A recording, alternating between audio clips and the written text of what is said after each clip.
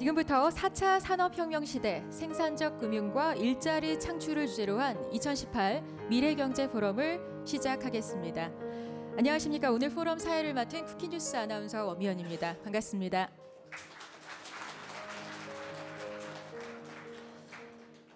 오늘 미래경제 포럼은 4차 산업혁명 시대를 맞아서 우리의 금융산업은 어떻게 변화해야 하는지, 또 시대의 흐름에 맞춘 일자리 창출을 위해서 어떤 고민을 해야 하는지 각계 전문가들과 함께 이야기를 나눠보는 굉장히 의미 있는 시간이 될 텐데요. 끝까지 관심 어린 시선으로 함께 해주시길 부탁드립니다. 먼저 금융위원회 김용범 부위원장님을 모시고 기조연설을 청해 듣도록 할 텐데요. 큰 박수로 맞아주시기 바랍니다.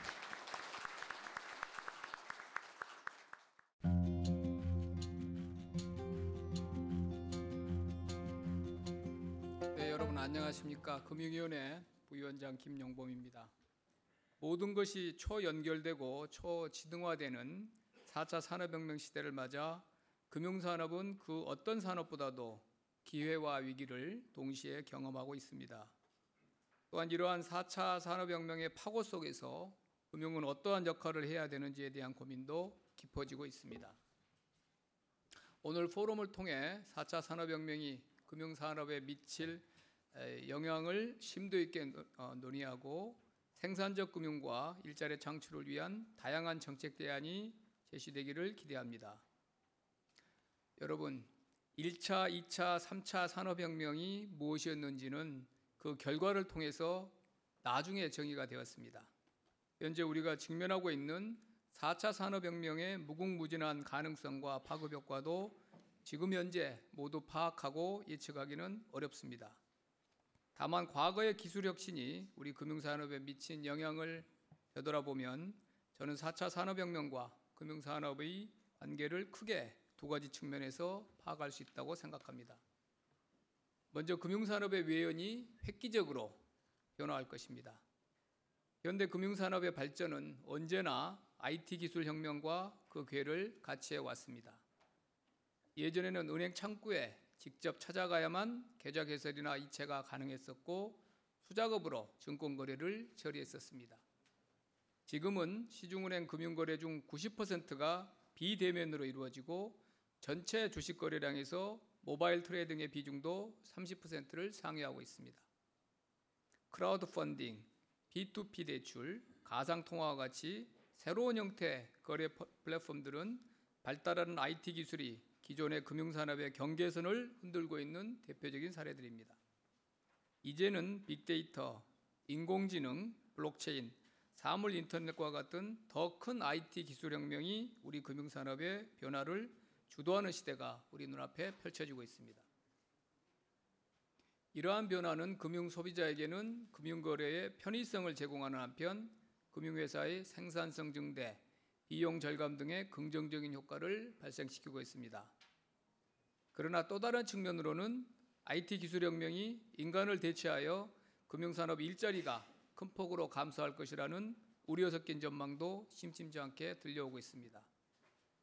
실제로 최근 2년 사이에 시중은행의 경우 200개가 넘는 점포가 문을 닫았습니다. 이러한 4차 산업혁명의 흐름 속에서 기술혁명과 일자리가 공존할 수 있는 여건을 만드는 것이 중요한 정책 과제가 될 것이라고 생각합니다. 두 번째로 4차 산업혁명 시대에는 그 어느 때보다도 금융이 본연의 역할을 수행하고 있는가에 대한 깊은 성찰이 요구될 것입니다. 자본주의 경제에서 금융의 핵심적인 역할은 선별 기능을 통해서 한정된 자금이 꼭 필요한 것에 흘러가게 하는 것입니다. 금융이 새롭고 창의적인 아이디어를 실행하기 위해서 필요한 자금을 적시에 공급하면 이를 마중물 삼아서 혁신적 기업이 등장하게 됩니다. 불과 몇 년 전에는 아이디어로만 존재했던 드론, 3D 프린터, 가상현실, 증강현실 등이 빠르게 현실화되고 있습니다. 금융이 본연의 역할을 수행하여 이러한 혁신적인 아이디어에 신속하게 자금을 공급하는 것이 4차 산업혁명 시기의 시대적인 과제입니다. 또한 자금이나 인력은 다소 부족하지만 기술과 아이디어를 가진 혁신적 금융서비스 업체에게 현행 금융규제나 감독이 걸림돌이 되어 기술 발전이 저해되고 있는지도 살펴보아야 합니다. 내외 기빈 여러분, 금융위원회는 앞서 말씀드린 4차 산업혁명 시대 금융산업이 당면한 과제들을 해결하기 위해서 금융규제와 감독혁신, 생산적 금융이 자리매김해야 된다고 판단하고 금융혁신을 지속적으로 추진하고 있습니다. 우리보다 앞서 나가고 있는 해외 선진시장의 경우에는 4차 산업혁명의 기반 기술을 통해서 새로운 일자리를 창출하는 촉매제로 활용하고 있습니다. 4차 산업혁명 기반 기술을 활용하여 혁신적인 금융 서비스를 제공하는 주체는 어디까지나 금융회사나 핀테크 업체 등 민간 부문의 역할이기는 합니다만, 그 기반 기술이 국민의 삶 속에서 실현되고 민간 부문에서 활발한 창업과 새로운 일자리 창출로 이어지도록 제도적 기반을 구축하는 정부 역할도 중요합니다. 금융위원회도 4차 산업혁명의 주요 기반 기술이 보다 원활하게 혁신 성장으로 이어질 수 있도록 제도 개선 과제들을 속도감 있게 추진하고 있습니다.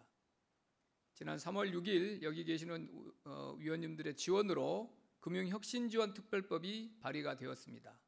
이 법안이 국회 심의를 거쳐서 통과가 되면 혁신적 금융 서비스의 경우 시범적인 인가를 받아서 각종 금융 규제를 면제받을 수가 있게 됩니다. 데이터는 흔히 4차 산업혁명 시대 원유라고 비유가 되고 있습니다. 그간 데이터는 촘촘한 규제와 금융권의 보신적인 관행 때문에 일부 업권에서만 제한적으로 활용되고 있습니다. 이를 개선하기 위해서 금융 분야 데이터 활용 및 정보보호 종합 방안을 마련하였습니다. 이 방안에는 빅데이터를 분석 이용할 수 있도록 관련 규제를 합리화하는 내용을 담고 있습니다. 본인 신용 정보 관리업 등 데이터를 기반으로 하는 혁신적 핀테크 산업을 활성화하기 위한 방안도 담겨 있습니다. 대표적인 금융 분야 데이터 산업인 신용 정보 산업에 대한 진입 규제를 완화하여 새로운 플레이어의 진입을 유도하고 일자리 창출이 촉진될 것으로 기대합니다.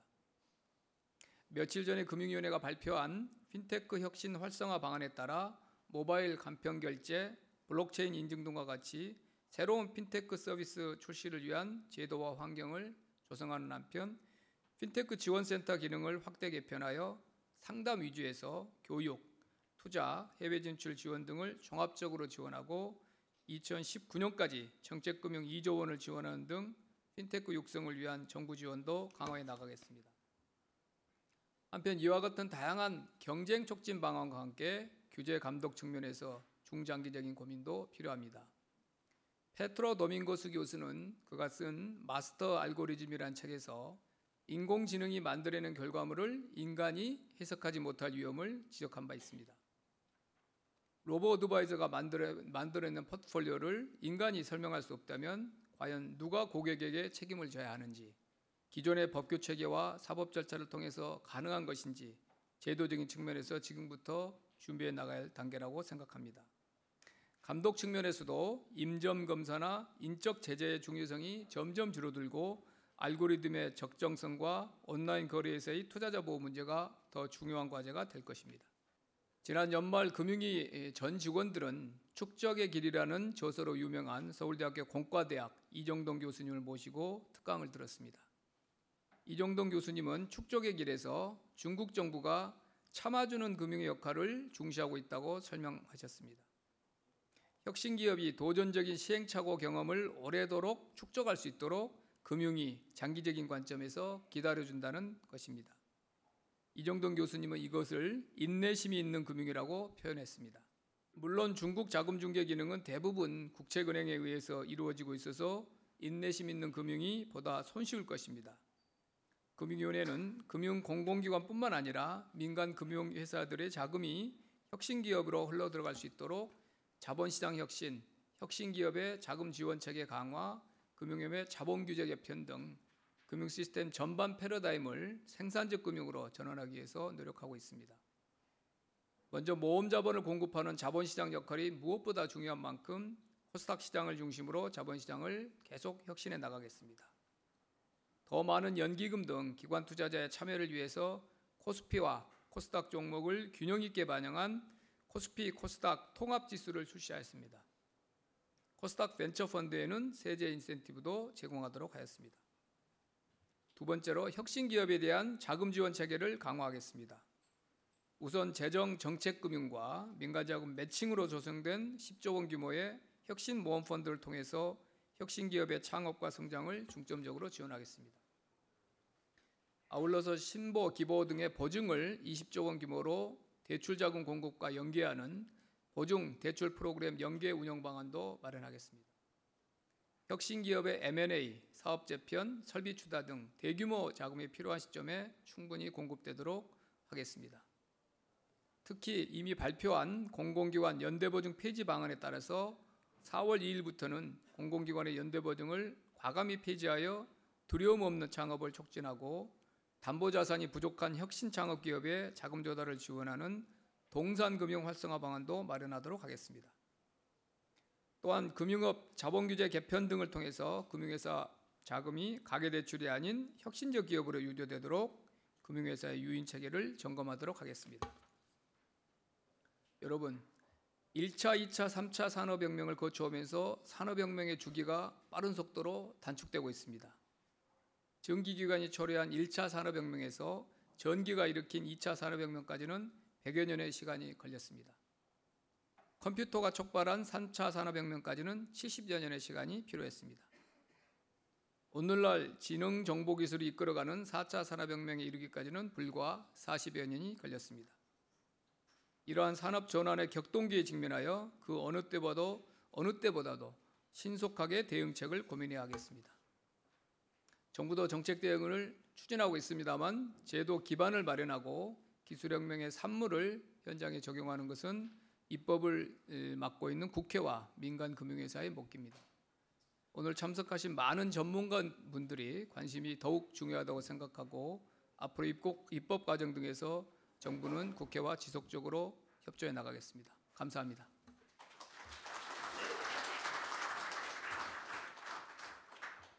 오늘 토론회 기조 발제를 맡아주신 해안리서치 홍성국 대표님께서 4차 산업혁명, 금융은 금융, 문화로 접근하자라는 주제로 발표해 주시겠습니다. 따뜻한 박수로 맞아주시기 바랍니다.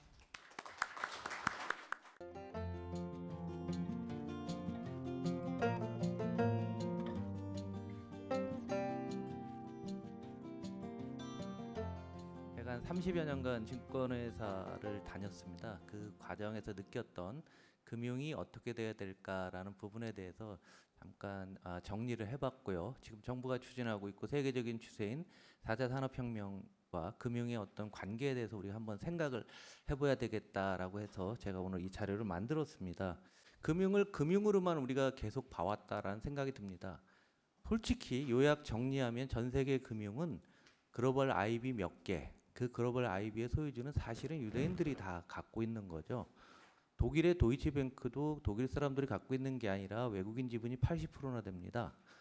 독일 경제와 세계 경제가 금융을 통해서 다 융합이 되고 있습니다. 이런 식의 어떤 세미나, 토론, 정책 방향들이 제가 기억하는 것도 20여 년 전부터 계속 비슷한 걸 알지만 전혀 발전이 없었던 것은 저는 이렇게 생각합니다. 세계 금융을 주도하는 것은 유대인들이었고 그 사람들은 어려서부터 이제는 DNA에 금융 DNA를 좀 가지고 태어나지 않았을까라는 생각이 들 정도로 오랜 기간 문화로서 금융을 접근한 결과 지금 세계의 모든 부나 경제를 장악하고 있는 게 아닌가라는 생각을 하게 됩니다. 결론적으로 말씀드리지만 금융은 인체로 따지면 혈관과 혈액이다라고 저는 정의합니다. 피가 없으면 아무것도 할 수가 없는 겁니다. 상처가 나도 피가 들어가서 피 소통이 잘 되면 상처가 자연 치료가 되는 거죠. 이걸 분리해서 계속 놓고 왔다는 겁니다. 그래서 잠깐 몇 가지 사실들을 보면은 가장 중요한 변화가 금융기관이 생긴 이래 최초의 변화가 저는 이거라고 봐요. 금리가요. 선진국에서 2, 3년 전에 마이너스 금리까지 갔었다는 얘기죠. 금리가 존재해야지만 금융이 존재할 수 있는데 금리가 마이너스 상태로 갔습니다. 금리가 낮아졌다. 금리가 마이너스라는 얘기는 금리의 공식이 경제성장률 더하기 물가상승률이니까 앞으로 살기 되게 어려워진다라는 것을 함축하고 있는 거죠. 금융기관 입장에서는 길을 잃고 있는 겁니다. 이런 아주 기본적인 금리가 저금리가 유지되고 어제 미국은 잠깐 올렸지만 그건 일시적인 거고요. 어떤 시간의 문제일 것 같습니다. 올라봤자 얼마 올라가겠습니까? 미국에서 한 3번 올리고 내년에 올해 3번, 내년에 2번 하면은 25비씩 하면은 그래봤자 3% 실세금리 3%좀 넘는 정도에서 멈추지 않겠는가라는 게 일반적인 생각입니다. 그리고 경기 나빠지면 다시 하강한다는 전망이거든요.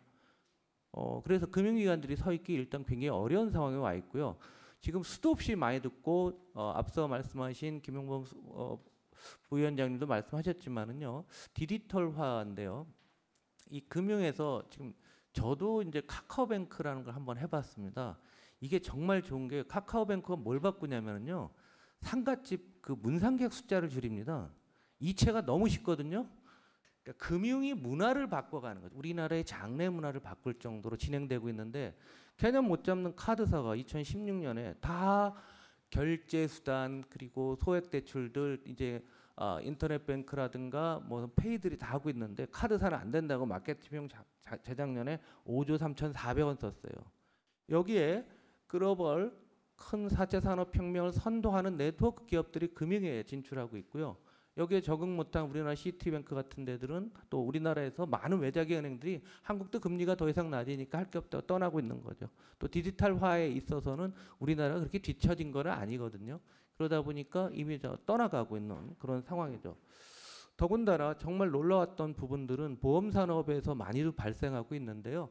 보험에서 아마존하고 워런 버핏 뭐 이런 뭉쳐갖고 자신들을 위한 현재의 보험회사가 나는 못 믿겠다.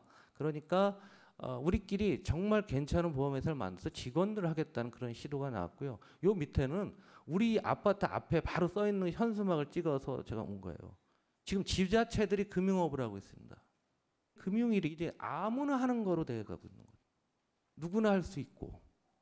이거 굉장히 중요한 부분이에요. 금융에 대한 철학과 정의와 문화와 관습이 정착 안 된 상태에서 아무나 금융을 막 지나가는 거죠. 그래서 그것이 기존 금융산업에 위협이 되는 게 아니라 그거는 저는 중요하지 않다고 봐요. 그게 아니라 금융의 문화를 제대로 갖추지 못한 상태에서 이렇게 자꾸 넓어지다 보면 더 큰 불행이 나올 수도 있고 불합리한 상황이 나올 수도 있다라고 저는 생각을 합니다.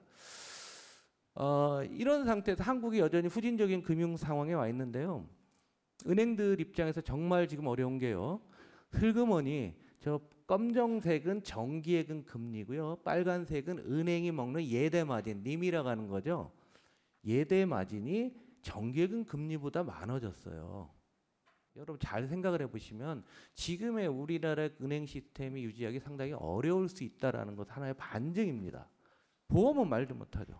제가 이거 꼭 갖고 다녀요. 2011년에 시사인에 나왔는데요. 내가 보험료 10,000원 내면 얼마 받느냐는 거죠. 건강보험이 제일 많이 받는데 로또가 5,000원 받는데요. 이랬습니다. 실제로. 이런 것을 놓고 우리가 금융의 발전을 논한다고 이 얘기 20년 전에도 하던 얘기 그대로 하고 있는 거예요. 이게 7년 전 건데요. 지금도 크게 달라지지는 않았다라고 봅니다. 대형사들은 어떠냐? 우리 솔직해지자 얘기예요. A생명보험은 작년에 고객들한테 4.75 정도로 고객들한테 이자를 부담해서 줬는데 본인들이 운용한 것은 3.86이라서 영마진이 89bp나 났어요. 계속 쌓여가고 있습니다. 보험사 듀레이션을 보면은요. 자산과 부채 듀레이션이 있습니다. 한 17, 18년 되는데요. 부채는 17, 18년 후에 이게 나눠줄 고객한테 돌려줄 거로 돼 있는데 자산 운용은 3, 4년밖에 안 돼요. 나중에 금리가 더 떨어지거나 이렇게 되면 어떡하려고 그러는데요. 연금보다 보험이 더 어려워질 수 있는데 왜 우리가 눈에 가리고 있으면서 금융 발전이 어떻게 되냐 얘기죠. 더 이상 이렇게 할 수 없다라는 겁니다. 10년 전에 우리나라에서 20년짜리 국채, 30년짜리 국채 나왔을 때 그거를 직접 가장 많이 산 게 외작에 한국에 진출한 외작의 보험사들이에요. 우리 그 보험들이 뭘 했냐 이거죠. 아무것도 안 하고 우리는 계속 뺑뺑이만 돌다가 여기까지 온 거죠. 4차 산업혁명의 생산적 금융은 고사하고 본인의 설립 기반마저 어려운 게 솔직한 우리들의 어떤 반성을 먼저 해야 되지 않겠는가는 거죠. 개인 투자가들은 어떠냐라는 겁니다. 이게 저희 집 테레비로 찍은 테레비에 나온 거예요. 왼쪽 거 보니까 케이블 TV에 나온 겁니다. 환자수 5억 명 시장 중 바이오 신기술 20배. 오른쪽에 50조 대 블록부스. 이게 지금도 나. 제가 6개월 전에 찍어놨는데요. 밑에는 그 많은 암호화폐 비트코인의 하루 변동폭이에요. 하루 변동폭 여러분 눈으로 쑥 봐도 평균 10% 가까이 되죠. 자, 금융에 대해서 제대로 교육받지 못한 사람들이 암호화폐가 뭐가 이걸 투자라고 생각하는 거죠. 투자라고 생각하면서 마구 들어가서 하고 있는데 누구도 함부로 얘기를 못하고 암호화폐의 어떤 위험성, 투자의 가치로서의 문제가 된다는 점은 우리나라 경제학자 금융권에서 아무도 얘기 안 했습니다. 변동성이 이렇게 높은데 그럼 미국은 어떠냐 얘기예요. 그러니까 많은 투자가들이 변동성이 높으니까 단기 매매에 치중할 수밖에 없는 거죠. 인내하는 금융을 중국이 추종하고 있다. 아까 금융위 부위원장님 말씀하셨죠. 인내가 뭡니까? 하루에 10% 움직이는데 누가 인내를 해요? 인내라면 자기만 바보가 되지. 당연히 단기 트레이딩 해야 되죠. 미국은 어떤가 볼까요? 미국은 이게 주간 변동폭인데 S&P 500 주간 변동폭이 평균 10% 정도 좀 높은 편이긴 해도요. 이 정도로 우리나라의 어떤 그 투기적인 문화, 투자 문화가 전혀 정립이 못된 게 우리나라의 현실입니다. 그러다 보니까 우리 GDP에서 금융과 보험업의 성장 기여도가 지금 계속 떨어지고 있어요. 오히려 올라가는 게 아니라. 다른 산업도 커지다 보니까 분모가 커져서 이런 측면도 있지만 금융이 역할을 못하는 겁니다. 그러면 금융 어디로 가야 됩니까? 이런 큰 변화적인 요소 속에서 선진국들 같은 경우는요. 금융이 경제의 중심이 됩니다. 우리가 산업혁명이고 어떤 기술이라고 하는 것은 그것을 결정하는 것은 누가 결정하는 거냐면 아무리 좋은 기술이 있어도 금융과 권력은 표준을 정하고요. 금융이 자금을 대지 않는 한 그 산업은 성장할 수가 없습니다. 금융이라는 것은 인체로 따지면 혈액과 같은 거고 그래서 혈액을 건전하게 하고 혈관을 튼튼하게 하고 심장을 튼튼하기 위한 아무런 노력도 우리는 못 해왔고요. 실질적으로 놓고 보게 되면요. 우리 금융이 되게 못한다고 하는데요. 아시아에서 보면은요. 제가 보기에는 아시아에서는 우리가 그나마 제일 나은 것 같아요. 홍콩 빼고서는요. 홍콩, 싱가포르 빼면은 80년대 세계 1등부터 5등 은행이 전부 일본 은행이었는데 다 망했잖아요. 디프레 한 30년 하다 보니까 다 망했잖아요. 국민이 그것을 느끼지 못했던 거죠. 그런데 여러분 기억하실 거는요. 일본은 1592년 임진왜란이 나고 그 다음에 독구가 막보가 온 다음에 참근교대라고 해서 300개 번, 우리로 따지면 군이죠. 번이 성주가 이제 장군 있는 데로 1년씩 왔다 갔다 하면서 살았죠. 그러면서 대규모 물건을 이제 자기 먹고 살 거 이제 임금한테 볼모로 오니까 장군한테 오니까 먹을 거 많이 싣고 왔을 거 아니에요. 그러니까 도로가 발달하고 나중에 귀찮으니까 이제 화폐가 발달한 거죠. 그래서 얘네가 선물 시장, 옵션 시장 이런 것들도 일본에 했던 나라조차도 국민들이 금융에 대해서 제대로 이해를 못하다 보니까 지금 이 꼴이 났던 거죠. 그래서 우리도 금융은 처음부터 다시 우리의 문화에 속할 정도로 또 금융 중심으로 경제가 흘러갈 수 있을 정도로 생각을 좀 더 크고 넓고 사회 모든 분야로 해야 될 것 같습니다. 그래서 이걸 정리를 하면 그렇습니다. 가장 중요한 게 금융 발전이라고 하는 것은 사회 구조가 투자하기 줘야 되죠. 딴 말로 사회과학적으로 얘기하면 모더니티, 근대성이라는 측면을 한번 생각해 볼 필요가 있어요. 우리나라에서 요즘 적폐라고 나오는 거 다 보면은요, 그 원인이 뭡니까? 후진성이죠. 우리가 근대성이 부족해서 우리가 너무 속도전만 벌이다 보니까 질적인 성장을 못한 결과 많은 부분이 현재 오니까 적폐라는 용어로서 타도의 대상이 되고 개혁의 대상이 되는 거 아니겠어요? 그러니까 우리 사회 구조가 투명해야 될 것 같고요. 이게 문화나 투자 철학은 아직도 멀었다는 거예요. 아직도 멀어. 그리고 전혀 공부가 안 되고 있다는 거예요. 그러니까 제도를 암만 선진적 제도를 갖다 놔봤자 전혀 가동이 안 돼요. 우리나라 KRX 거래소에 있는 금융상품은요. 우리나라 경제구조에 보면 없는 게 없어요. 모든 상품도 다 있습니다. 근데 거래 안 되는 게 훨씬 많아요. 아예 거래도 안 되는 게. 그거 왜 그러나 모르겠어요. 일자리 창출하는 것 같아요. 거래소 일자리 창출. 왜 그렇게 너무 많아? 확단이 못 되고 미국 거 좋다면 다 갖고 왔던 거죠. 그다음에 제도 도입은 그 이후에 문화라는 것을 바다에 깔고 들어오야 되고요. 그리고 이것이 경제 성장까지 기여하고 금융이 견인하고 끌고 가는. 그래서 금융산업이 어떤 테크놀로지를 선택을 해서 돈이 들어가서 이것이 확장하게 되면은 그 산업이 커가는 거죠. 그러면 금융 선진국이 되는데 우리는 이런 과정에 대한 문화에 대한 것 없이 계속 목표 동북아 금융 허브 이 얘기 언제부터 했습니까? 제 과장 때부터 들어본 것 같은데 여적하고 있더라고요. 그런데 무슨 허브예요? 우리가 아직 택도 없죠. 그러나 목표를 삼는 건 좋겠지만은 우리가 그 기반이 되는 걸 아무도 안 하다 보니까 마켓은 유통시장이건 발행시장이건 머니게임이 항상 벌어지고 있고 모랄 해저드로 특례 상장한 IPO 기업들이 재무제표 왜곡해갖고 숨겨갖고 몇 달 만에 부도나는 경우도 있고요. 모랄 해저드 금융과 실물이 전혀 따로 놀게 되고 경제 성장에 제약을 이루고 있지 않습니까? 그래서 이런 세미나들을 하는 거 아니겠어요? 그러려고 하게 되면 이거는 금융을 벗어난 더 큰 의미에서의 우리가 사회 전체가 합리적인 여기 써 있죠. 투명한 경제구조, 금융 투자 철학, 금융에 대한 그 폭넓은 이해를 하기 위한 노력들이 상당히 필요하다고 봅니다. 지금 교과서로요. 중학교부터 이 금융 교과서가 있습니다. 금투협에서 만들어 놓은 게 있는데 그걸 채용해서 가르치는 학교는 제가 보기에는 없는 거로 알고 있습니다. 아이들이 어릴 때부터 그것도 금융에 대해서 바람직한 시각을 갖지 못하고서 어느 날 나이 들어서 금융은 뭐야? 투기랑 투자를 구별 못한 상태로 계속 커오다가 요즘 비트코인 하는 거 아니겠어요? 그런 애들이. 그러기 위해서는 제대로 우리가 교육들이 좀 돼야 되겠죠. 자, 그럼에도 불구하고 지금 금융에 여유 자금이 너무 많습니다.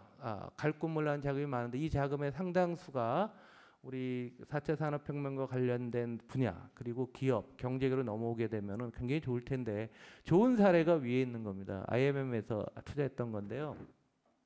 캐프라고 이게 자동차 그 윈도우 브러쉬 있죠? 이거 닦는 회사가 부도가 났어요. 투자를 했는데 부도가 나니까 돈을 더 얹어갖고 이 회사를 정상화한 어떤 사례가 있습니다. 이런 거를 우리가 정말 일상적으로 발생을 해야 돼요. 그런데 아주 가뭄에 콩나듯이 가끔 나옵니다. 밑에는 여러분들이 잘 아시는 맥쿼리 인프라에서 쭉 한 것들입니다. 제가 빨간색으로 밑에 해놨죠. 왜 해놨냐면 이런 논의가 이때도 한 거예요. 2002, 3년에 했음에도 불구하고 그 이후에도 계속 맥쿼리가 다 가져갔단 말이에요. 이런 모든 딜을. 그런데 맥쿼리가 혼자 하는 게 아니에요. 거기다 돈을 내주는 FI들은 우리나라 연기금들이 같이 따라 들어갑니다. 우리나라 금융기관이 하면 못 믿었고 사회적으로 인정을 못 받게 되니까 맥쿼리가 하면은 나중에 면피가 된다라는 그런 생각들을 갖고서 이렇게 하고 있으니 불과 5년 전에도 했지 않습니까? 우리가 뭐 발전이 되냐 얘기죠. 또 다른 예를 볼까요? 이게 테슬라가 작년에 전기차로 유명하죠. 테슬라가 회사채를 발행했는데요. 발행 금리가 그 5.3 표만금리로 나왔습니다. 이때 발행했는데 미국이 그 이후에 금리가 올라서 조금 금리가 좀 올랐는데요. 이 발행 시점 작년을 보시면 작년 재무제표를 보시면은요. 14억 6,900만 달러 영업이익 적자고 순이익은 18억 달러 적자예요. 근데 그 앞에를 놓고 보시면 다 영업이익 적자, 순이익도 다 적자였어요. 이런 회사 신용등급 없어요. 우리나라는 회사차는커녕 뭐하고 사채도 못 얻어요. 대부업체도 돈을 안 꺼줍니다. 우리가 이런 것들을 한번 생각을 해보자는 얘기죠.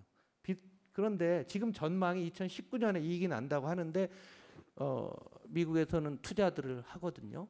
요 차이예요. 이거를 제도로 하는 게 아닙니다. 투자 문화고 그 투자한 것을 사회적으로 용인을 해줘야 된다는 얘기죠.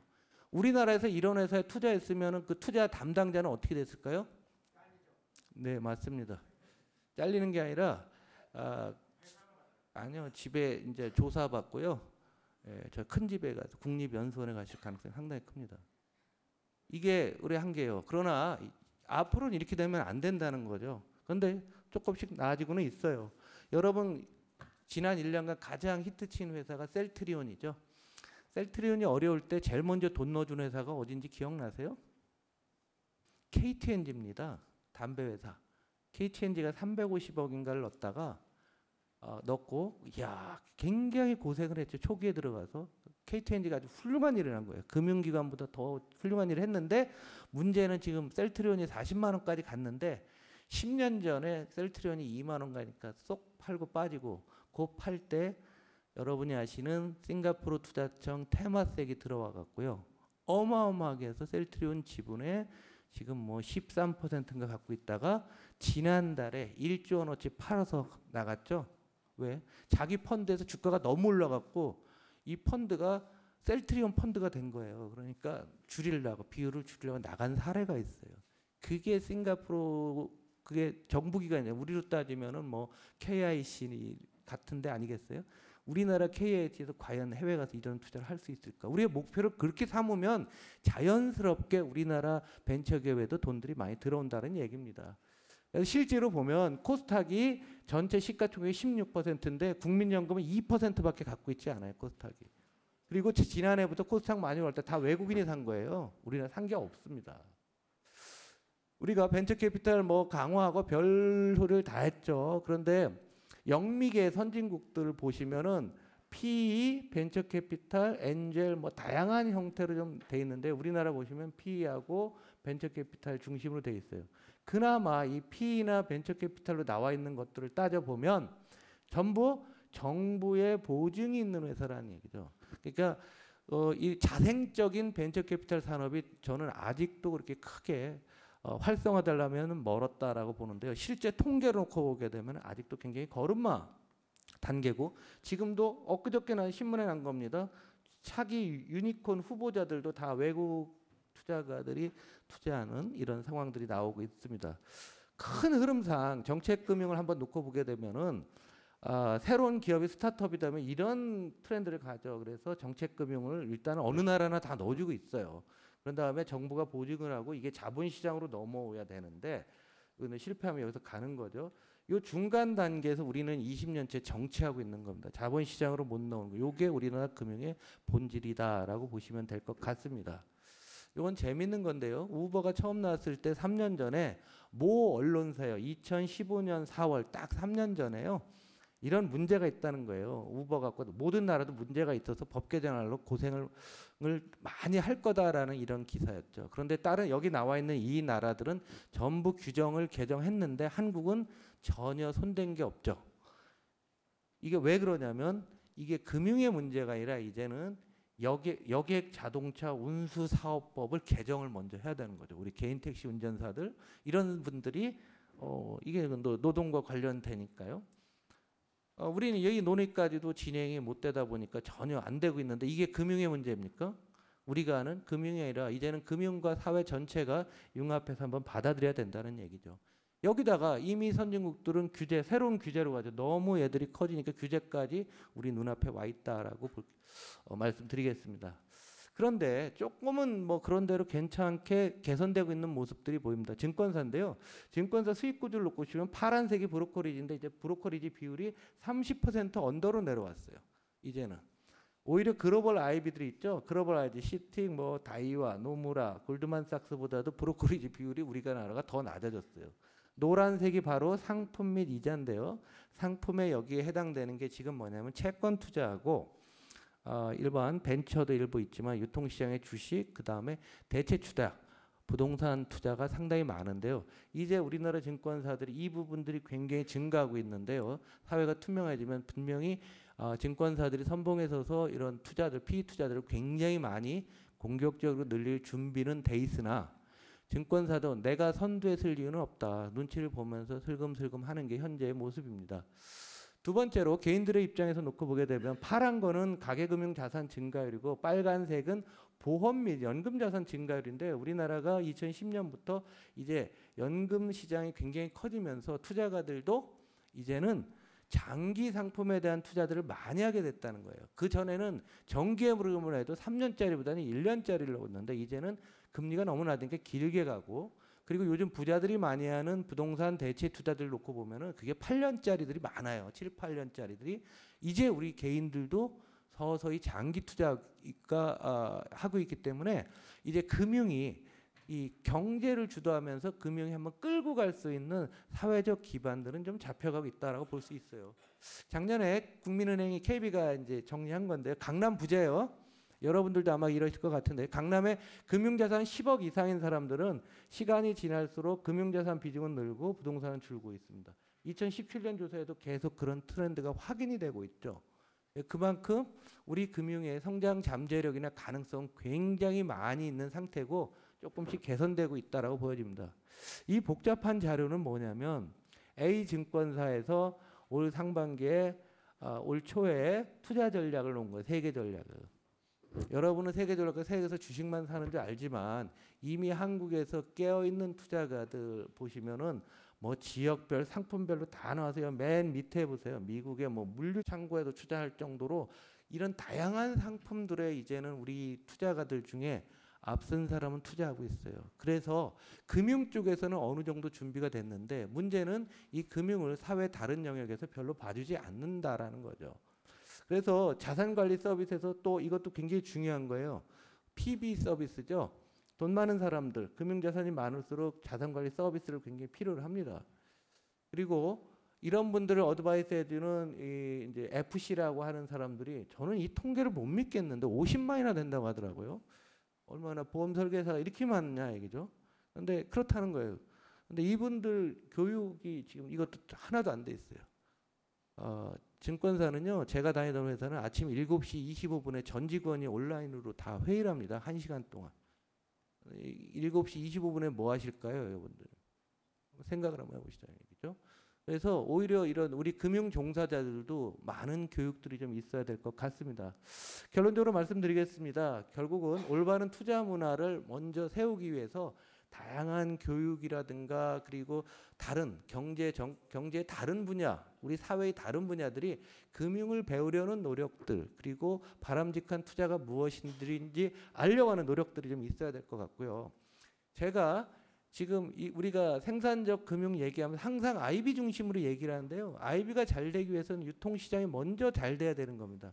유통시장이 합리적이고 투명하고 투자 스펙이 굉장히 길게 나가야 되는데 우리나라 유통시장이 아직도 상당히 개선할 여지가 많이 있다는 거죠. 그래서 유통시장의 투명한 시장 계속 해야 될 것 같고요. 그 다음에 장기 투자 기관들이 우리나라 실질적으로 없습니다.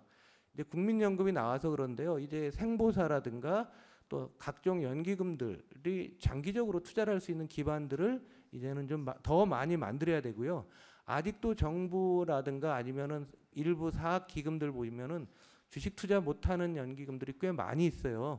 그래서 그런 데들도 역시 더 많이 놓아야 될 것 같고요. 뭐 규제야 뭐 당연히 풀어놓아야 될 것 같고요. 그런데 이게 규제가 금융은 풀고 싶지만 다른 부처의 어떤 관련성에서 큰 문제가 있거든요. 근데 우리가 이렇게 생각해야 돼요. 돈 가진 사람이 힘 있는 겁니다. 금융이 이것을 반대로 각종 규제가 금융의 규제가 아니라 우리 사회의 다른 영역의 규제를 풀도록 강력하게 요구를 해야 되고 그걸 풀어놨을 때 우리가 4차 산업혁명도 성공하게 되고 금융이 생산적인 금융이 돼서 일자리를 만들 수 있다라고 설득할 수 있을 정도로 우리가 판을 되돌려야 된다는 거죠. 그리고 마지막으로 금융기관들의 어떤 이 장기 예측 가능성인데요. 우리나라 금융기관 저도 사장해봤지만 뭐 거의 담임이에요. 오너가 있는 회사들만 좀 오래 하는 편이긴 하는데요. 8년짜리 10년짜리 투자하는데요. 3년짜리 사장이 그 투자 사인 잘 안 할 겁니다. 저는 했어요.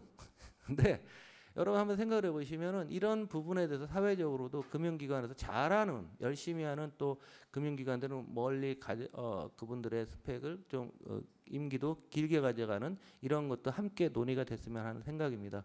두서없이 이 얘기 저 얘기 했는데요. 결론적으로 금융은 금융 바깥이 아니라 금융이 우리 경제, 우리 사회 전체를 금융이라는 큰 도가니에 놓고서 녹여내야지만 금융이 주도하고 한국이 여기서 진짜 선진국이 될 수 있는 기반이 되지 않을까라고 생각합니다. 이상 발표 마치겠습니다. 감사합니다. 본격적으로 패널 토론 들어가 보도록 하겠습니다. 오늘 토론의 자장 먼저 소개해 드리겠습니다. 서울대 민상기 교수님이 맡아주실 텐데요. 큰 박수로 맞아주시기 바랍니다. 네.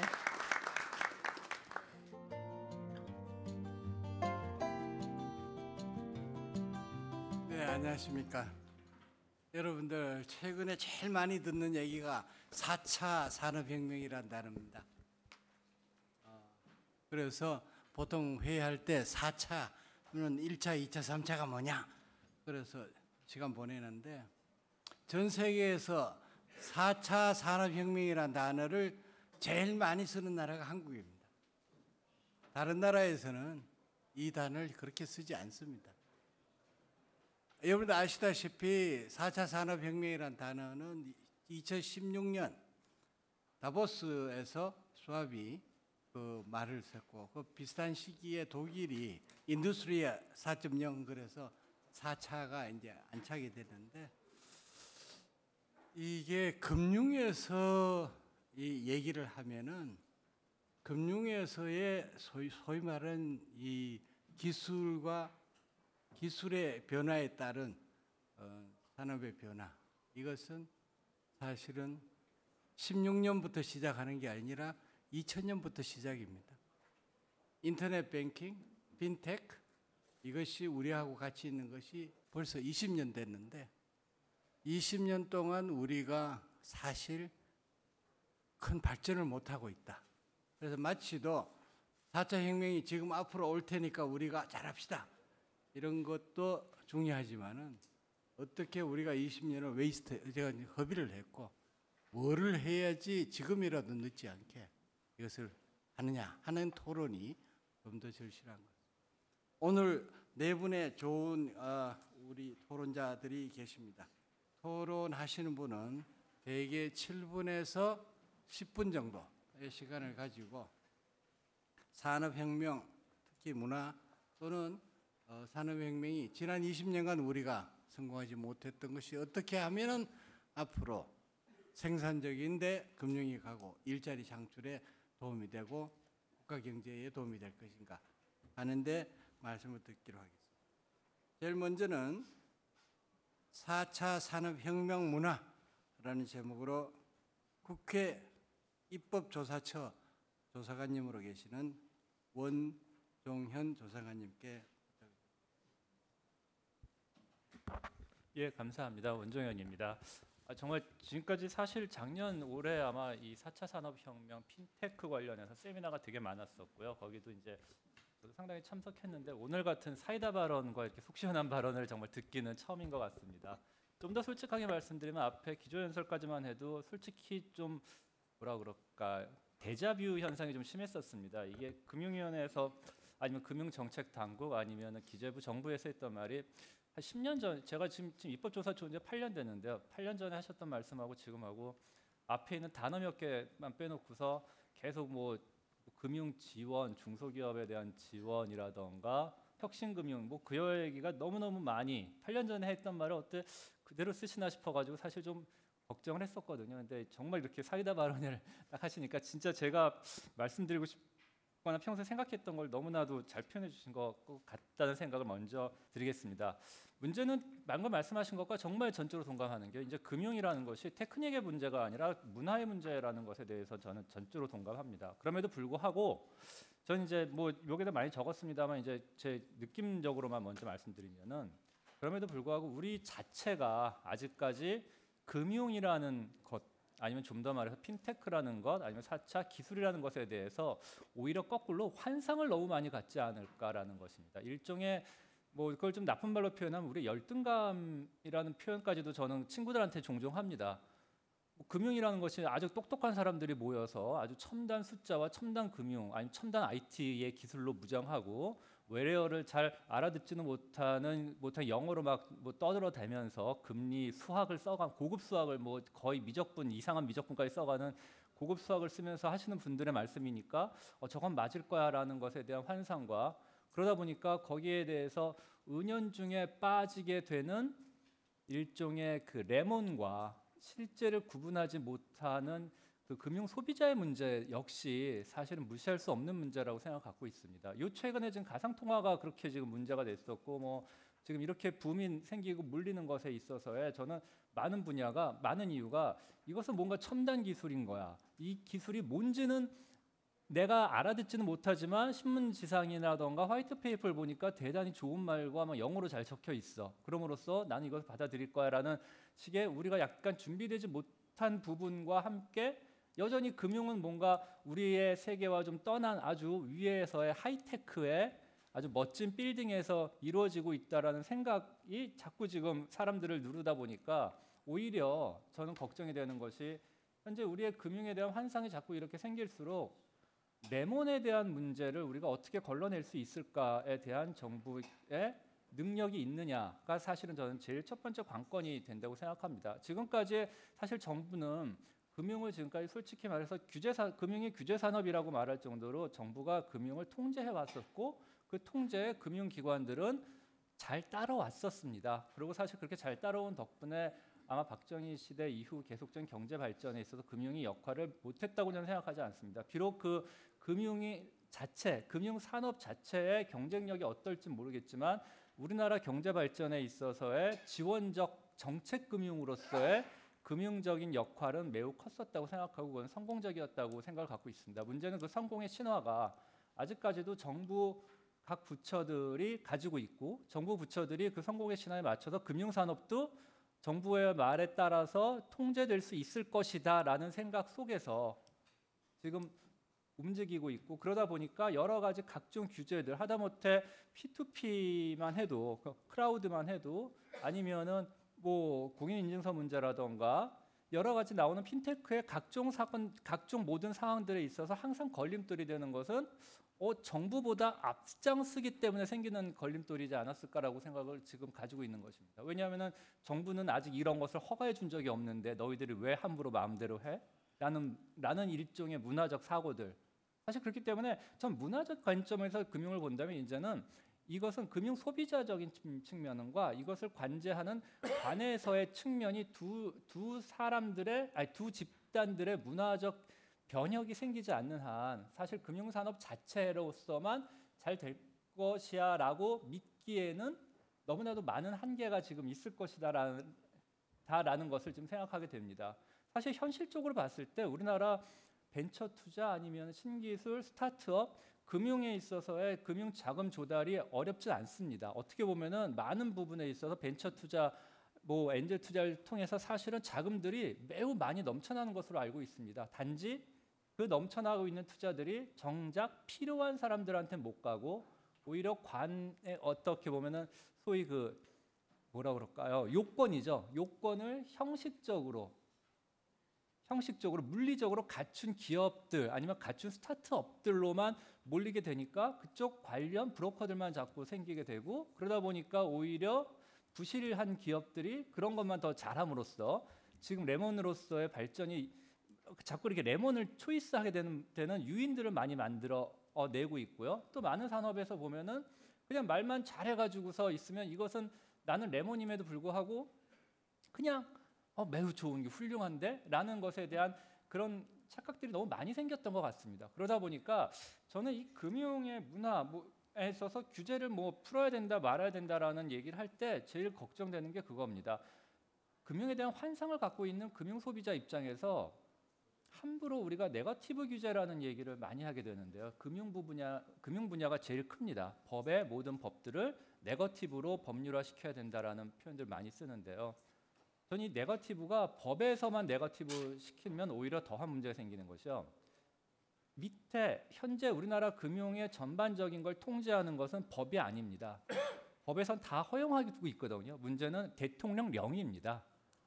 법위에서 네거티브다 보니까 네거티브에서 허용하고 있는 영역들을 다 영에서 파지티브로 만들어 버리면서 그 파지티브 그러다 보니까 오히려 우리가 원하는 여기서 국회에서 많이 떠들어대고 많이 이 노력을 해서 자율성과 민간에 대한 자율성을 많이 주고 정부로 하여금 규제를 많이 막고 하는 것에 대한 노력을 많이 했어도 그렇게 법률 짜봤자 대통령령에서 이미 파지티브 령에서 네거티브를 받아서 파지티브로 쭉 깔고 있는 이상 모든 금융기관에 자유롭지 못하게 만들어 놓은 지금의 구조가 있기 때문에 사실은 우리가 함부로 네거티브를 쉽게 말할 수 있기보다는 우리가 만약에 법을 정할 때 지금 단계로서 과도기겠습니다만은 장기적으로는 한동안은 이 법을 구성함에 있어서 가능한 한 세세하고 조밀하게 우리가 허용할 수 있는 허용할 수 없는 영역을 좀 더 많은 노력을 들여서 입법화시키는 과정들이 먼저 지금 필요하지 않을까라는 생각을 갖고요. 그다음에 지금 마지막으로 좀 더 말씀드려서 그 두 번째인데요. 지금 금융 소비자에서 아까도 환상에 대한 얘기입니다. 여전히 금융에 있어서 그 규제가 그럼에도 불구하고 좀 규제가 필요하다는 입장이 뭐냐면요. 예전에 우리가 그 황우석 사태를 한번 겪었던 바가 있었죠. 아주 첨단이었고 줄기세포 모든 사람들이 환호해 있었습니다. 그 당시에 지금 아마 4차 산업혁명 얘기하듯이 상당한 우리나라 줄기세포의 그 선진국이 될 것이라고 생각했었고 그 당시에 우리나라가 제가 측정하기로는 황우석 당시에 우리나라가 줄기세포 분야 연구 1, 2위를 다투는 국가였습니다. 그럼에도 불구하고 황우석 사태라는 곧 단초 하나가 사실은 그 이후에 10여 년간 우리는 줄기세포에 대해서 말하는 것조차 금기화돼 버렸던 문화가 지금 생겼었고 그러다 보니까 줄기세포 분야에 있어서 연구는 우리가 상당히 또 어느 순간 후진국으로 지금 밀려 있거든요.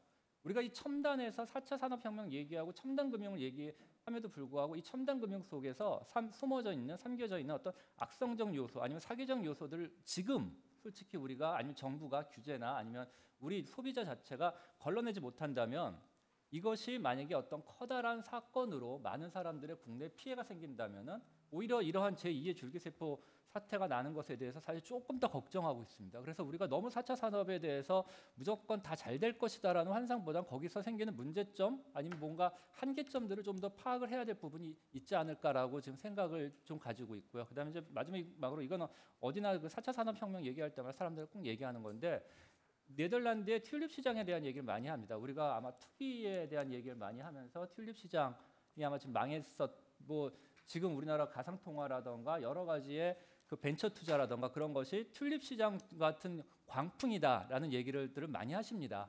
그런데 조금만 생각을 다시 해보시면요, 1600년대에 생겼던 튤립 시장 광풍 때문에 네덜란드에 망한 사람 엄청 많았었습니다.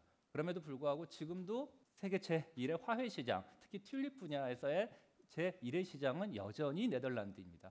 그 이유는 사람들이 투기가 좋다 나쁘다 투기에서의 문제는 아니었었던 거죠. 그 사람들이 각각 경제 주체들이 금융을 어떻게 소비하고 어떻게 투자하고 망하던 간에 계속적으로 갖고 있었던 일관성, 시장의 공정성을 유지해야 된다라는 네덜란드 정부의 일관성이 지금의 그런 시장을 만든 것처럼 우리의 이런 어떤 4차 산업이고 뭐 여기에 붐에 어떤 막 휩쓸릴 수 있는 이런 문화라도 우리가 갖고 있는 일종의 기조, 정부에 있어서의 시장의 공정성, 투자자 보호라는 부분에 있어서의 집중성은 조금 더 강화시켜야 될 필요가 있지 않을까라고 말씀을 드리겠습니다. 이상입니다. 감사합니다.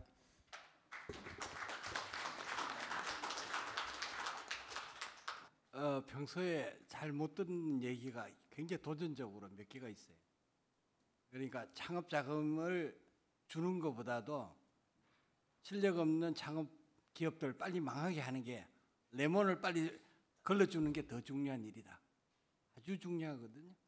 우리가 미래가 없는 창업 기업에 돈이 계속 가는 바람에 구비되는 그것을 보통 얘기하기 싫어하는데 아주 지적을 잘해 주셨고, 네거티브 규제 전부 다 얘기를 하는데 감독은 포지티브를 하는데 네거티브 규제로 해가지고 행동했다가 나중에 공무원들은 절대로 이 말 안 믿어요. 왜냐하면 걸리면 전부 다 포지티브로 자기가 평가되는데 네거티브 법률 해봤자 따를 사람. 예, 기타 뭐 규제가 필요하다 또는 투기에 얘기했습니다만 나중에 여러분들이 토론에 참여하시고 아주 신선한 그 토론을 해주셔서 감사합니다. 다음은 4차 산업혁명 시대에서 오늘 제목과 제일 가까이 있는 생산적 금융과 일자리 창출에 어떠한 게 필요하다 하는 제목으로 경희대학교에 계시는 이젠마 교수님께서 말씀해 주십니다. 네, 안녕하십니까. 이런 좋은 기회에 토론자로 초대를 해주셔서 최은열 위원님께 우선 감사를 드립니다. 제가 이 토론에 대해서 요청을 받았을 때 생산적 금융과 일자리 창출이라는 말을 듣고서 사실 생산적 금융이라는 그 어원부터 한번 찾게 됐습니다. 이 생산적 금융이라는 말이 작년에 이제 금융위원회가 새로운 금융 정책 과제로서 쓰게 됐고, 그래서 저는 이 토론의 주제를 좀 정책적인 방향, 정부의 정책 방향으로 잡고 토론을 하도록 하겠습니다. 우선 지금 우리 금융위에 있어서 가장 두 가지 큰 꼭지로 금융의 정책 방향을 정하고 있습니다. 하나는 취약계층을 돕는다는 포용적 금융, 그다음에 생산적 분야로 자금이 유입이 돼서 양질의 일자리를 지속적으로 창출하는 데 견인을 하고자 하는 생산적 금융이 정책 금융의 지금 주로된 목표로 지금 설정하고 있습니다. 근데 아까 그 김용범 금융위 부위원장께서도 말씀했다시피 4차 산업혁명이 진행됨에 따라서 그런 일자리 감소는 필연적인 사항이고 그 사항은 금융 쪽에서 가장 더 가속화될 것이라는 것은 지금 뭐 작년부터 많은 경고가 되어 왔습니다. 벌써 수많은 은행 점포들이 폐쇄되었고 단순직뿐만이 아니라 AI로 대체되는 그런 펀드 매니저라든가 자산 관리사 같은 그런 부분도 지금 일자리 감소로 이어지고 있습니다. 금융권에서 이러함에도 불구하고 계속 뭐 채용을 늘려라 아니면은 지금 손해 보는 점포를 계속 유지해라 펀드 매니저한테 그런 고가의 샐러리를 지급하면서 계속 유지해라 그런 거는 무리가 있겠고 그러면 어떻게 하면 금융권에서 일자리를 창출할 수가 있을까? 기존의 파이를 가지고 그 파이를 살리겠다는 게 아니라 파이를 늘리자 이런 쪽으로 해결이 나왔고요. 그렇기 때문에 4차 산업혁명을 주도하는 디지털 기술을 가진 IT 기업들이 금융권에 더 진출하는 그런 진입 장벽을 낮춰서 금융에 더 경계를 허물고 금융산업 자체를 더 키우자 그런 쪽으로 논의가 지금 진행되고 있고요. 그러기 위해서 지금 정책적으로는 뭐 자본금 요건 완화라든가 인가나 심사 요건 합리화, 그다음에 뭐 인가 기준 절차를 좀 더 투명하게 해서 진입 장벽을 많이 낮추자 이런 지금 정책적 논의가 지금 진행되고 있습니다. 그리고 두 번째로는 생산적 금융이 제대로 활성화되기 위해서 가장 중요한 거는 자본시장이 제대로 된 역할을 수행하는 것입니다.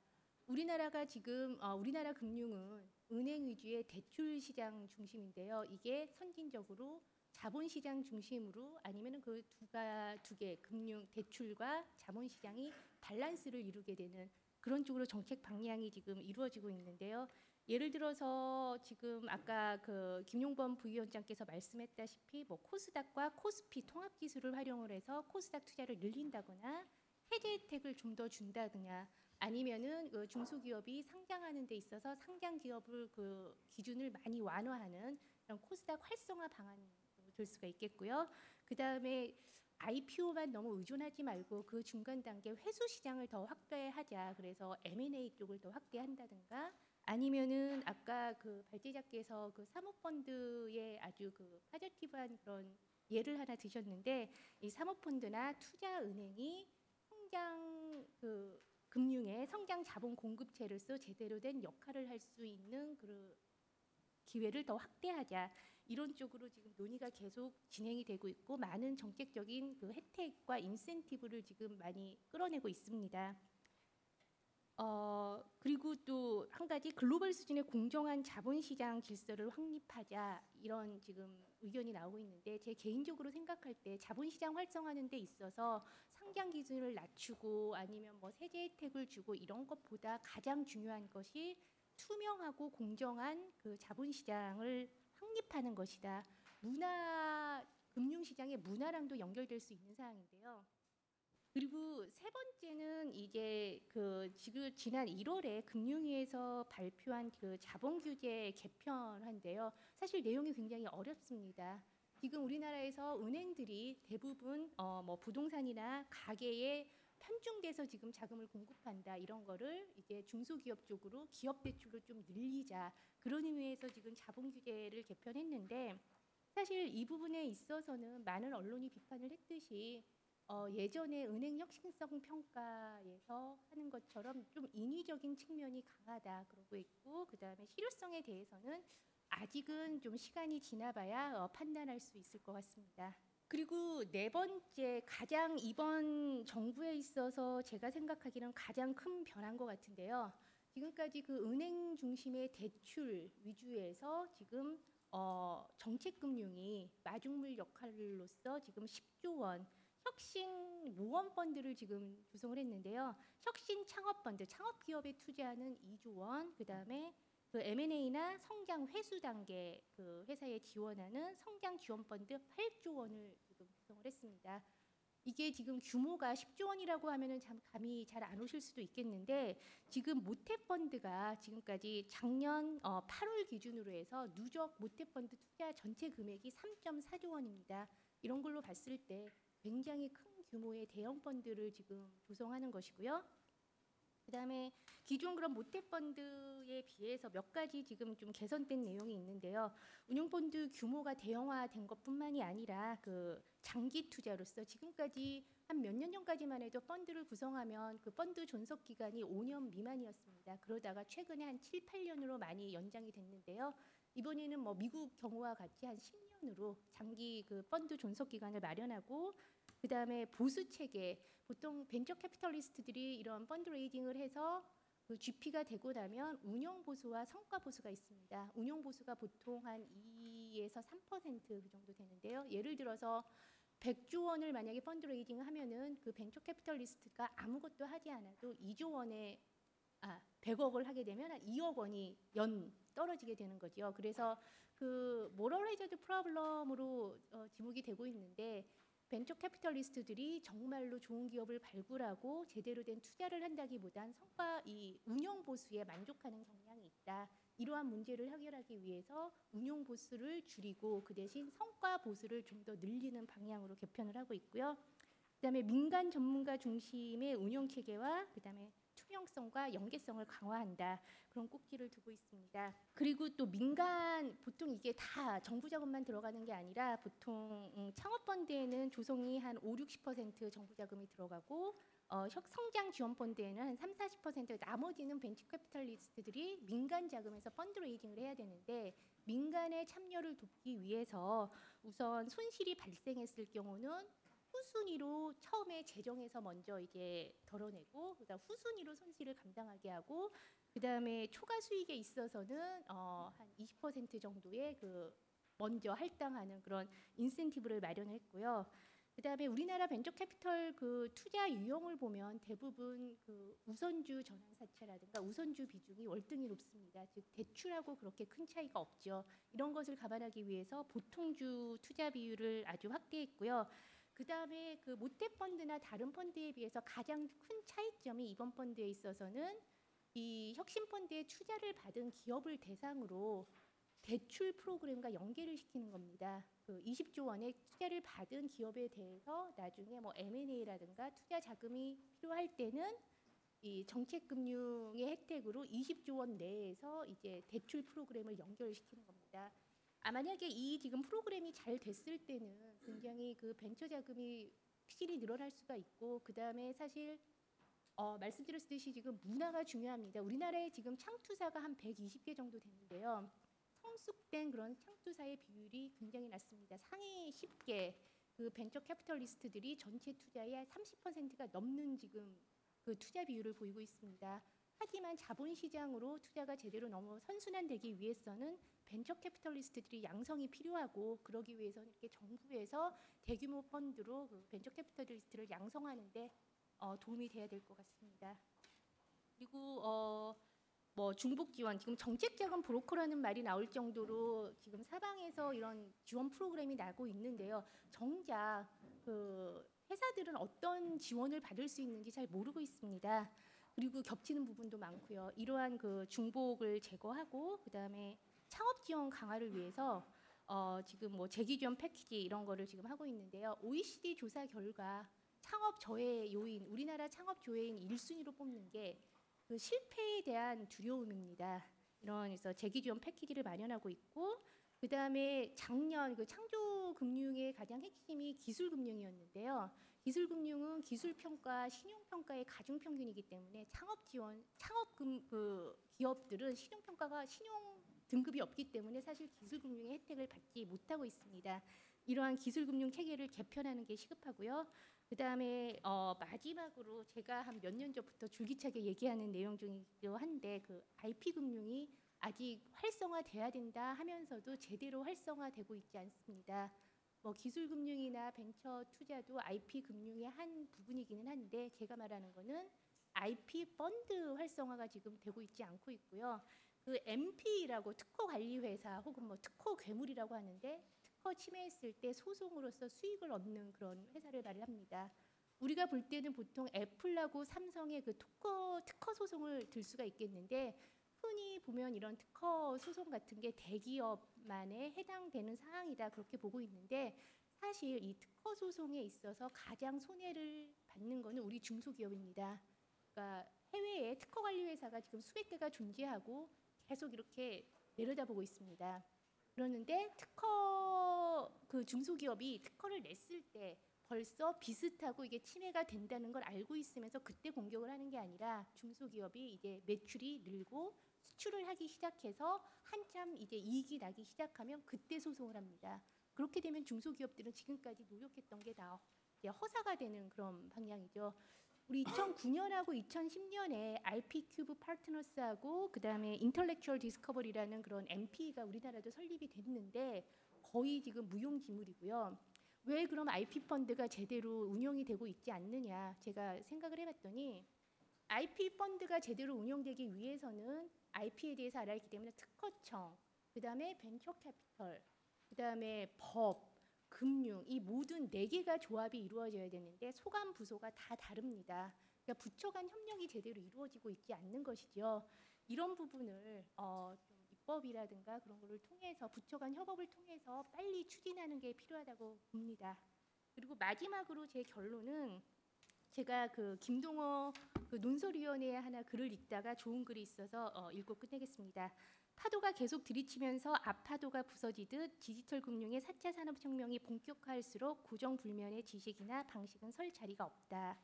기술이 가져오는 새로운 환경에 적합한 새로운 지식이 등장하고 상식마저도 쉽게 바뀌는 시대에 대응해야 한다.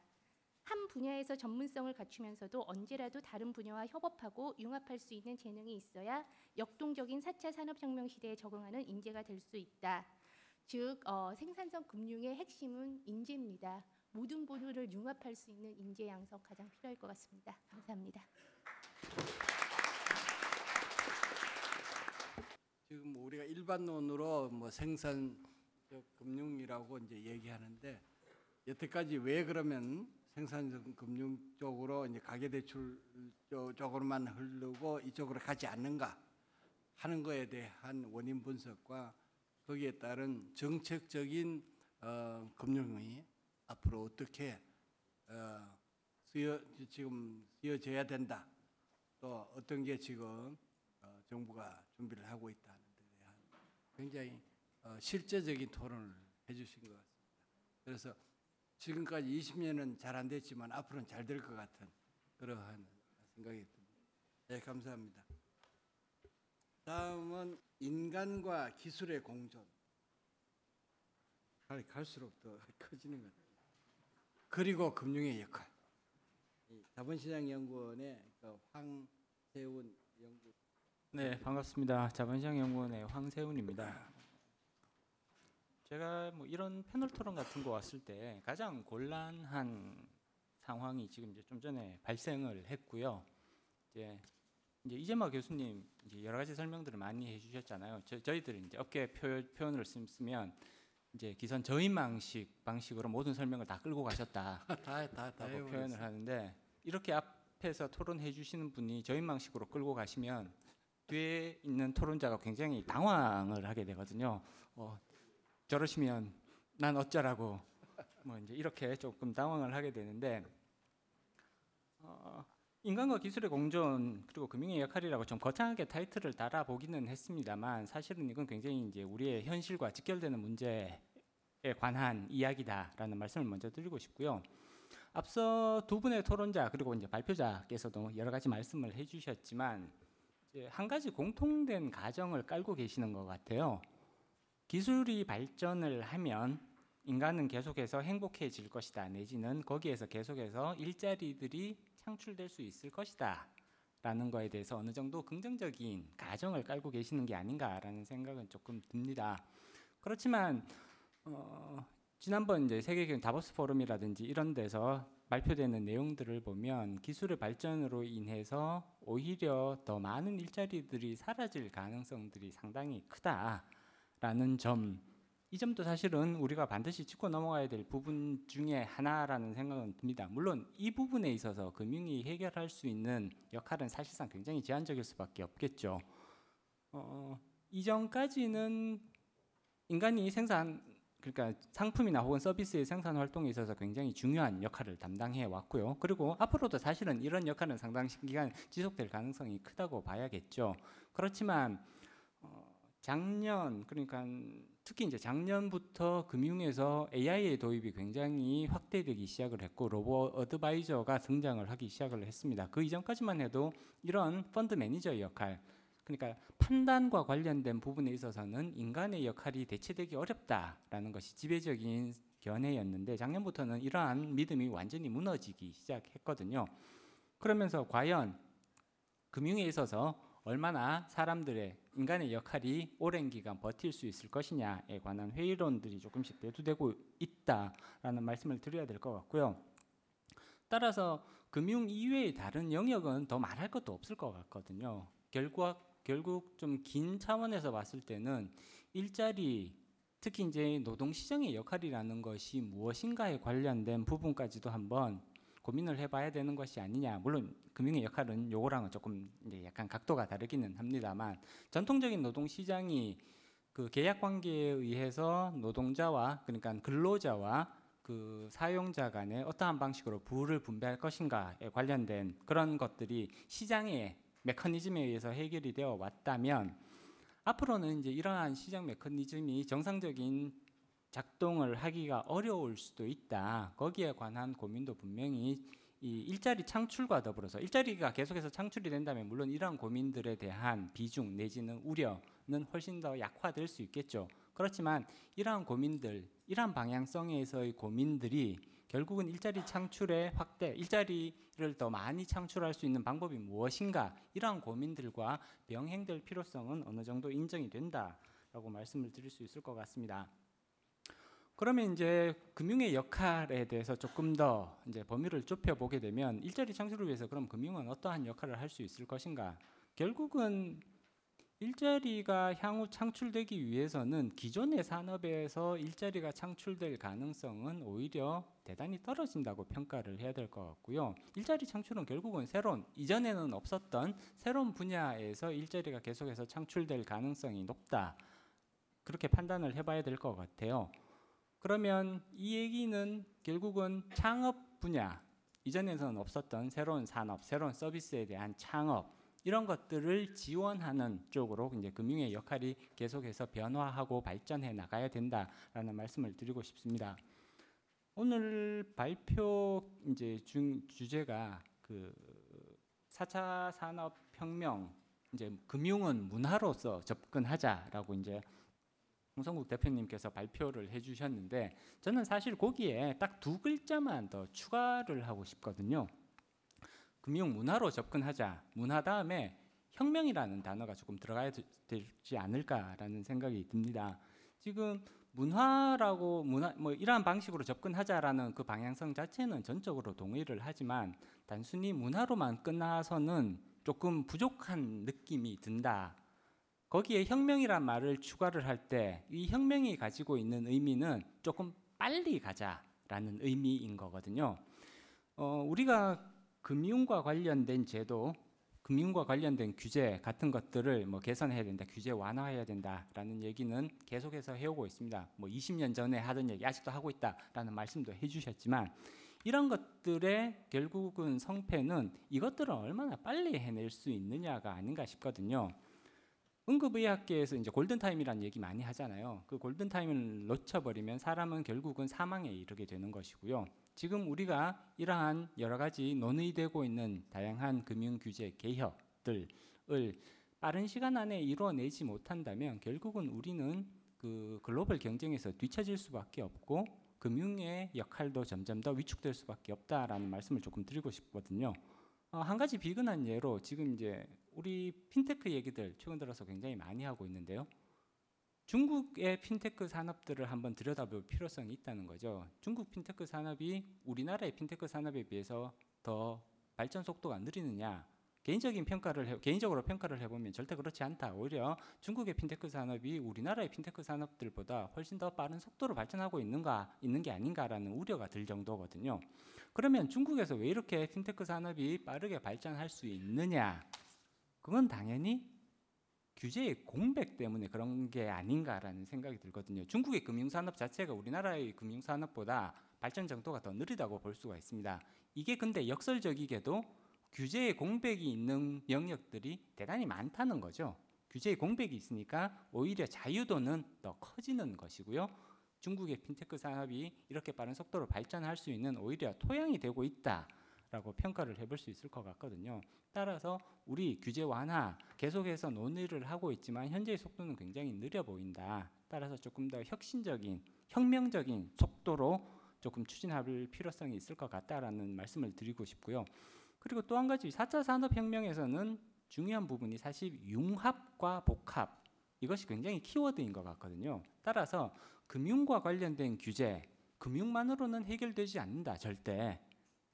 이 규제의 변화 내지는 규제의 완화에 있어서도 융합과 복합은 반드시 필요해 보인다라는 말씀을 드리고 싶습니다. 비근한 예로 아까 발표자께서도 우버에 관련된 얘기, 다양한 그 다음에 이제 우리 인터넷 뱅크와 관련된 그런 다양한 말씀들을 전해 주셨는데 이것이 한 가지 금융 영역에서의 규제 완화로만 해결될 수 없는 부분들이 점점 많아지고 있거든요. 따라서 규제 완화 내지는 금융의 발전을 위해서는 이러한 융합과 복합을 점점 더 확대하는 것, 이 방향성도 대단히 중요하다라는 말씀을 드리면서 제 토론을 마치도록 하겠습니다. 감사합니다.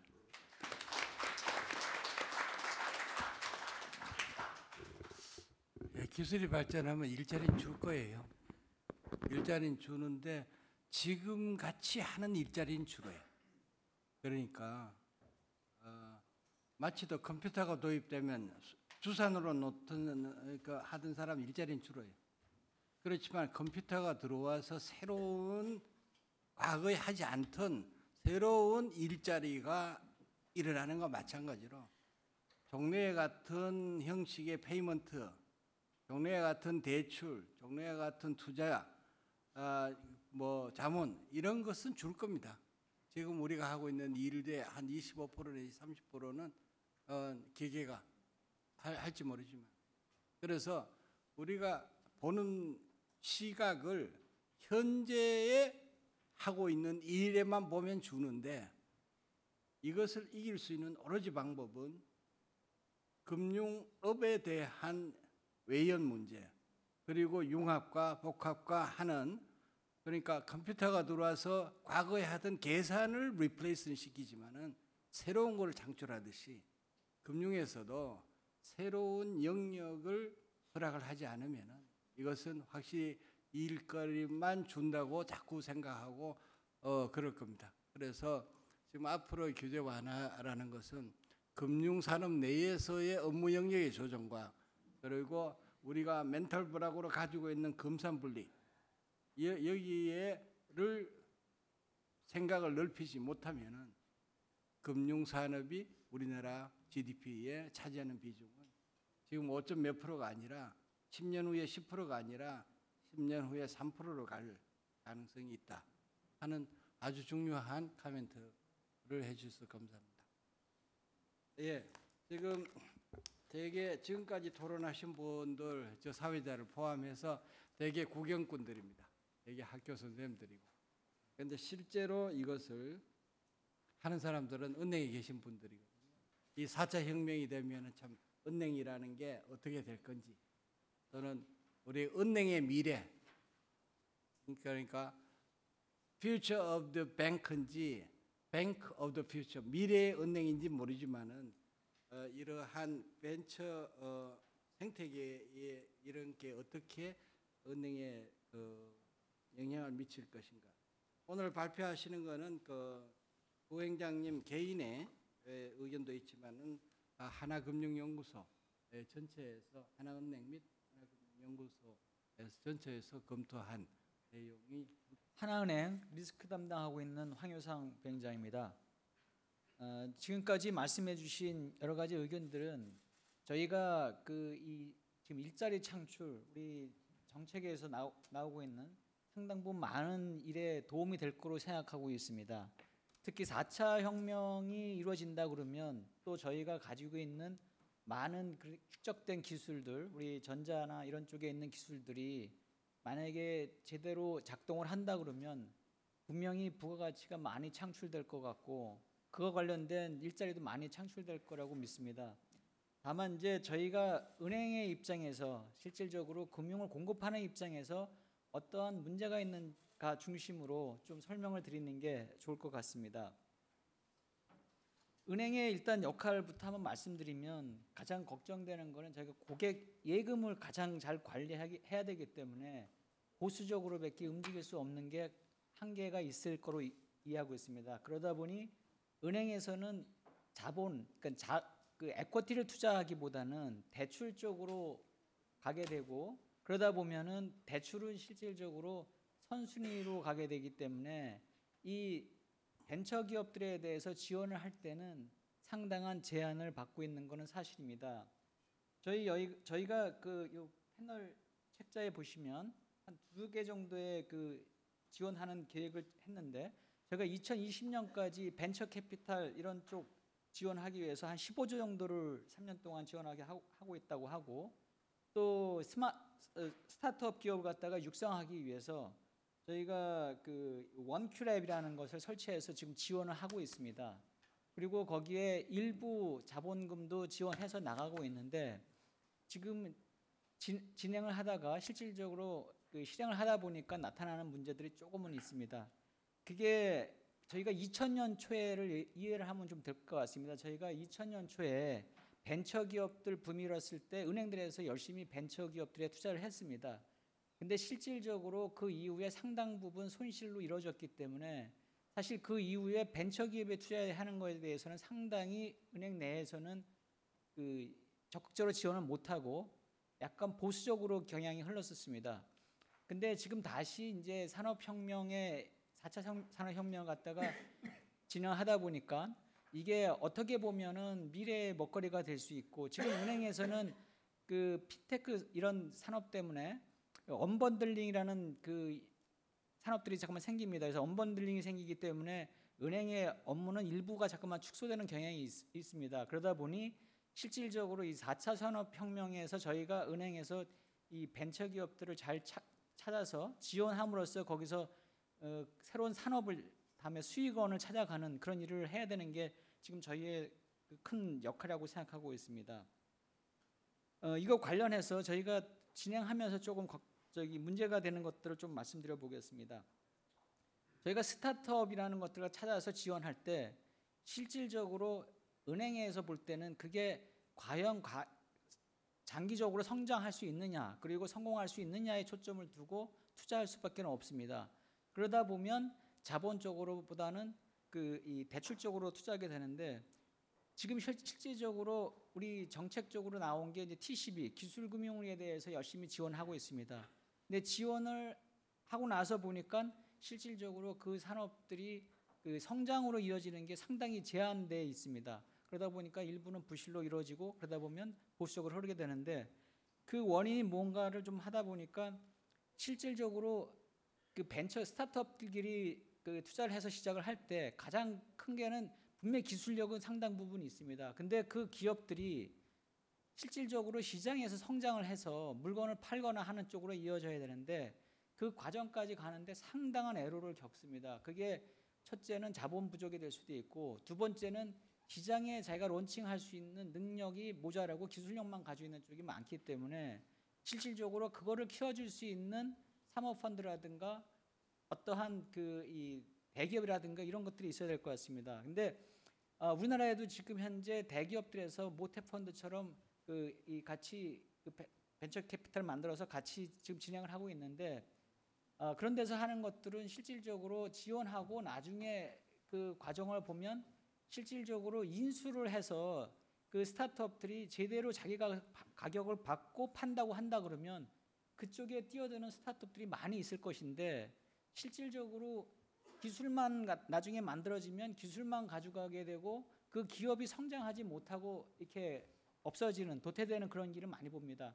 실리콘밸리에 저희 나라의 그 젊은 그 청년들이 많이 진출한다고 하는데 그 이유가 거기 가서 열심히 노력해서 만들면 그 기술을 만드는 것만 가지고도 실질적으로 그 대기업들이 사줄 수 있는 그런 걸 해서 자기네가 돈을 벌 수 있기 때문에 그런 걸 뛰어드는데 우리나라에서는 그쪽에 가면은 내가 이걸 끝까지 IPO까지 가서 실질적으로 성장을 하지 않는다 그러면 도태되고 마는 그런 모양이 되니까 실제로 거기 뛰어드는 게 어렵고 은행에서도 보면 그렇게 만약에 성장을 계속할 수 있다 그러면 그 다음에 그 이 자본금만 갖고 되는 건 아니고 실질적으로 물건을 만들어서 팔 때까지 운영 자금도 하고 시설 자금을 하는 그거는 실질적으로 은행에서 역할을 해야 되는 대출을 자금 공급을 해야 됩니다. 근데 그 부분을 하기까지에는 이 기업에 대한 성장성에 대한 게 항상 불확실하기 때문에 이어지지 못하는데 지금 현재 그 이 사모펀드들이 들어와서 하는 걸 보니까 우리나라의 좋은 기업들 중 지금 뭐 굴뚝산업 중에서도 좀 있는데 중소기업 중에서 좋은 기업들에 대해서는 외국계 사모펀드들이 들어와서 사실은 많이 가져갑니다. 근데 은행에서 대출할 때 외국계 사모펀드가 들어오면 아 걔네들은 신뢰성이 있구나 얘네들은 평가 잘했구나 생각하고 대출도 실질적으로 좀 적극적으로 지원하게 되는데 실질적으로 저희 나라 사모펀드가 들어오면 아까도 말씀하시면 투명성이나 신뢰성이 좀 떨어지는 경향이 있기 때문에 그거에 대해서 지원할 때 주저하는 경향이 있습니다. 그런 걸 볼 때 이런 우리나라의 국내에 있는 사모펀드들이 그런 신뢰성이나 그런 걸 확보할 수 있도록 정부 차원이나 아니면 그 대기업 차원에서 실질적으로 만들어준다면 그런 성장할 수 있는 기업들에 대해서 은행도 적극적으로 자금 공급을 할 수 있지 않을까 그렇게 생각입니다. 그래서 마지막으로 제가 생각하는 거는 이 정부 쪽에서 해줘야 될지 이거는 다른 기관에서 해줘야 될지 모르겠는데 실질적으로 그 기업들이 그 스타트업들이 성장을 해서 IPO까지 못 간다 하더라도 사모펀드하고 이런 데들이 그 가치를 제대로 평가해서 대기업들에게 지갑을 받게 할 수 있게끔 할 수 있다 그러면 분명히 그쪽으로 많은 사람들이 뛰어들어서 사업 일자리 창출할 수 있지 않을까 생각합니다. 마지막으로 한 가지 저희 하는데 애로사항에 대해서 한번 말씀을 드리면 그 이 핀테크 업체들이 얼마나 어려운가를 이해할 수 있을 것 같습니다.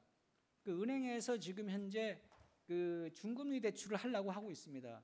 근데 실질적으로 정부에서 생각하기에는 그 중등금리 대출을 많이 해서 그 어려운 사람 실질적으로 그 자기 신용 정보가 나타나지 않는 사람들에 대해서 그걸 갖다가 적정한 금리를 주고 대출을 하라는 생각을 좀 가지고 있는데 저희가 하다가 보면은 은행에서 할 수 있는 거는 신용도 좋은 사람만 하게 되고 이금융권에서는 아주 나쁜 사람만 합니다. 그러다 보면은 금리가 뭐 지금 7%대에서 한 14%대의 금리를 할 수 있는 상품을 만들려고 하는데 실질적으로 만들려고 시도를 해보면 그게 상당히 어렵습니다. 그 이유가 뭐냐면 그 대학교 바로 졸업하거나 뭐 청년이 되면 실질적으로 신용 상태가 쌓이질 않습니다. 자기 신용 정보 할 수 있는 그런 이력이 쌓이지 않기 때문에 실질적으로 그 심팔이 되는 파일 고객들에 대해서는 굉장히 어렵습니다. 근데 그런 것 고객들에 대해서 하려면 뭐 통신 정보라든가 다른 그 전기 납부라든가 뭐 다른 이런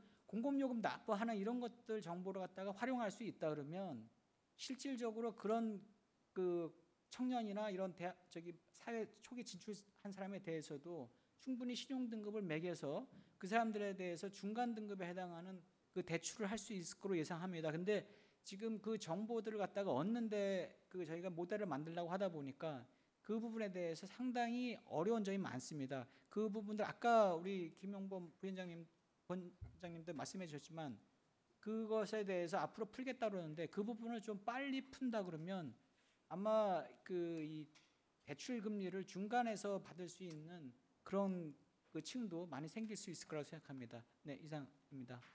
네, 감사합니다. 관념적으로 얘기하는 게 아니라 매일 은행을 운영하고 거기서 또 리스크의 담당의 총 책임자로서 과연 은행이 창업 투자에 과연 대출을 하는 게 옳은가? 사실은 창업 투자의 라이프 사이클에서 제일 초기에는 은행의 역할이 사실은 들어가서는 안 되는 것 같아요. 은행은 타율이 굉장히 높아야 됩니다. 저 정권회사하고 틀려가지고.